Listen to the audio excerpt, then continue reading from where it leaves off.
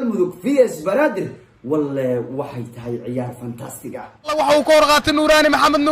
nuuraani waa laga xarooday jalla ya salaam banaanku soo dhigay jalla ida oo ya salaam waa uu badbaashay goolaha koonfur galbeed alla maxayeed ku badaan inaba caadiyeen inkastoo garsoorku waasiciyay golaadso gobolka banaadir idris maxamed bilaal ida ayaa ciyaarta ka dhigay 3 gool والله حل oo ma taqaana goolashu cariiri aan ma ku ahayn banaadir bariyo wuxuu muuqatin goolashu cariiri ku ahaayeen laakiin maanta waa fardhiyeen 3 gool banaadir waxay cadeysay maanta haday galmudug dhaliso inay dhalinayaan haday tan u dhaliso inay tan u dhalinayaan waxaad ugu talagashay finalkuna nawaashaan markay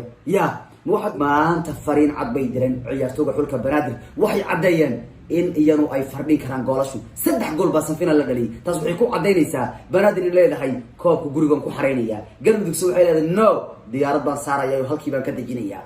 labadan xul ee finalku soo haray waxay ka abaariyeen koobkan sida koobkan loo casriyay tan ilaa waqti lixdii maamul goboleedyada loo casriyay banaadir markuu kuma guuleysan galmudugna markii ugu horeysay taariikh final yimaadeen waliba banaadir 10 sano tartankan kuma guuleysan marka sidii tartankan loo casriyay labadan xulba mid qaade ma jirto marka finalku mid kasta aad ugu ooman yahay banaadir vs galmudug